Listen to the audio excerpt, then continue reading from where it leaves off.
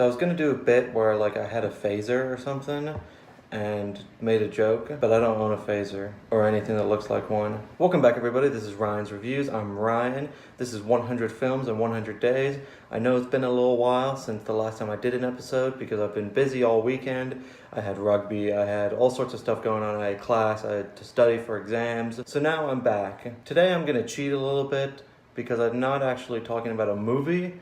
I'm talking about 2 episodes of a television show, The Orville, created by Seth MacFarlane. Seth MacFarlane got famous for creating Family Guy, American Dad, and The Cleveland Show, the best show ever. Now, while I'm not a fan really of those shows, well, I was back when I was a child. I don't really like them very much anymore. They haven't aged very well. I decided to give this new show, The Orville, a chance. I have the DVD right here. I forgot to show it originally, but yeah, I have it here. So this show is really Seth MacFarlane's love letter to Star Trek. It's a bit of a comedic Star Trek, and I think it's awesome. That's an awesome concept, taking something that is so serious and takes itself so seriously, and it's hard for people to get into Star Trek, really, but I still love it. And being able to bring that to a new audience and have new people who have never really watched Star Trek or know much about the show really kind of get the gist of what it is. The thing with this show is, from what I can tell from the first 2 episodes, this isn't like MacFarlane's other shows where he's really making fun of the product or the property, but he really has a deep and passionate love for Star Trek, and he takes a lot of things from the show and he does it really tastefully. He uses a lot of different familiar themes from episodes, some storylines, even some down to like the way characters speak to each other. A lot of the musical cues are very similar. When you're listening to it, it just feels like an episode of Star Trek. And it's very funny. I think it's very funny, at least these first 2 episodes. It takes some of the influences of Star Trek and it gives us sort of a what if this happened, or what if this? Like, what if a character wanted to bring a beer onto the starship? What if a character had to leave on maternity, had to go on maternity leave, or paternity in the sense of the second episode, but I'll get into that. So I'll talk about each episode individually. The first episode is called Old Wounds. It's directed by Jon Favreau and written by MacFarlane himself. The episode opens up with Ed Mercer, played by MacFarlane, who's the central character of the show. He finds his wife cheating on him, and then it cuts forward a year, and he's given new posting on a starship, an exploratory vessel. This ship is called the USS Orville. He's the new captain. And then after we find all the crew members, we meet all them, just like any other start to a Star Trek show. We then meet his first officer, who turns out to be his ex-wife. So it goes through a little bit of their bickering because of that. So they also have to go on their first mission. And what they do is they have to go to an alien planet which has a scientific research center where they've developed this sort of molecular field that can make things age up to 100 years or maybe even more. And when they're on the planet, they get attacked by the Krill, which are basically this version of the Klingons. They're basically hand in hand. I don't know much deeper about the Krill lore or their background, but they basically seem like the Klingons. What they do is they use the device in a clever way to defeat the Krill. I don't want to spoil it too much because I want you to watch the show. And the first episode overall was really funny. There were some clever jokes, there were some clever nods to old Star Trek bits. There was a little bit more like Seth MacFarlane toilet humor in this first episode than there was in the second episode. But I feel like that's just a little bit of him getting the kinks out of it and when he was writing it. A lot of the special effects look really good, and I think they look cooler and more interesting than some of the actual Star Trek shows right now, like Discovery. I'll talk about Discovery at some point. I need to rewatch it. So that was the first episode. I really liked the first episode overall. I'm going to give it a 4 out of 5 in terms of television. It's not a masterpiece, but it's a nice little comedy TV show that does good in that first episode. And it's very similar to Star Trek. It really does pay homage to what it's emulating. So now we're on to episode 2. Episode 2 is called Command Performance, and it's directed by Robert Duncan McNeill and written by Seth MacFarlane.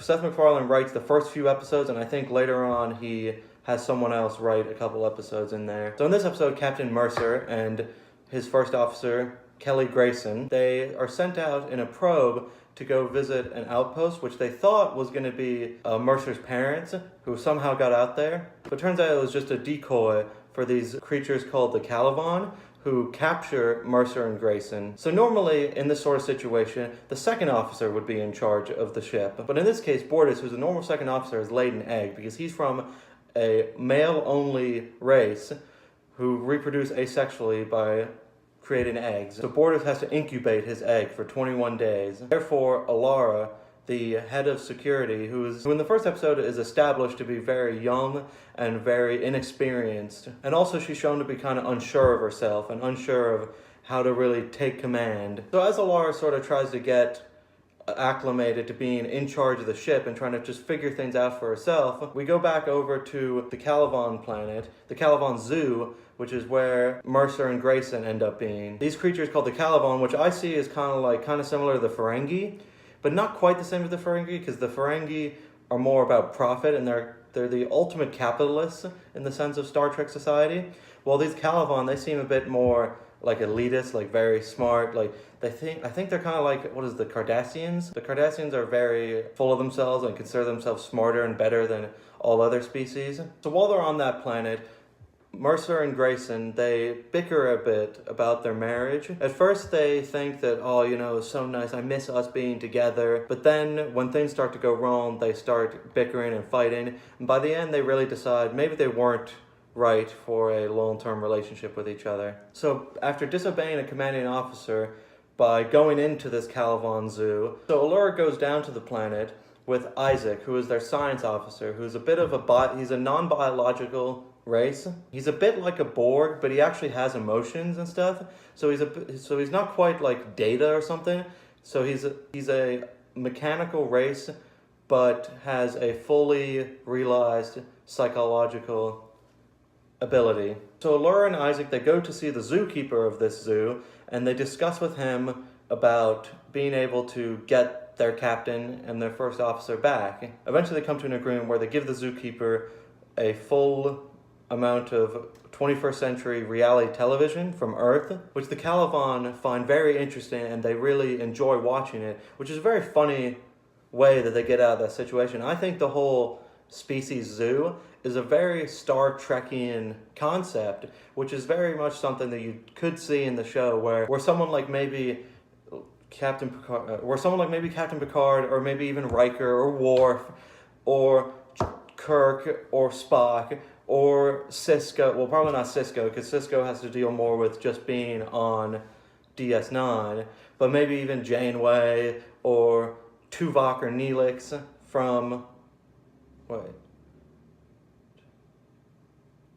Tuvix. Yeah, so Tuvok and Neelix. Yeah.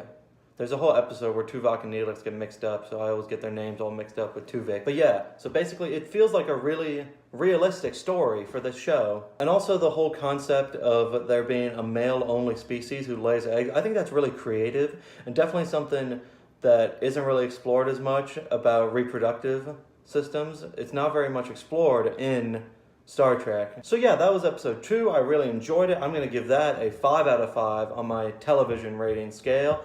It's not perfect either. You know, it's not going to be like Narcos or something like that, but it's serviceable. I enjoyed it. I didn't find anything directly wrong with it. The only thing that's unfortunate was I wish the current Star Trek would be as good as this, you know? But yeah, so that was the Orville. Hopefully I'm going to review some more episodes. I'm definitely going to watch more episodes, so maybe I'll keep reviewing them as I go. But I definitely think you should check it out. It's a very good show.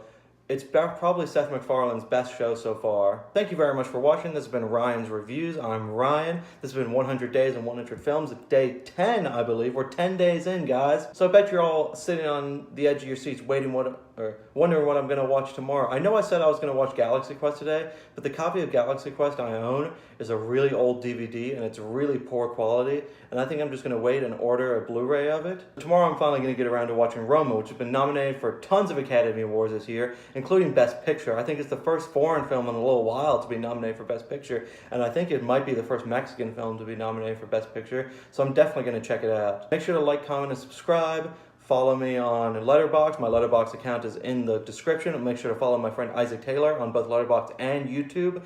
His Letterboxd and YouTube is in the description. Also, my friend John from the Netherlands. He has his Letterboxd in the description. Also, my friend Avant-Garde Criminal, who makes all my thumbnails for me, his Facebook page is in the description. So make sure to check all them out and give them some support and love. This has been Ryan from Ryan Reviews. Thank you very much, and I'll see you tomorrow.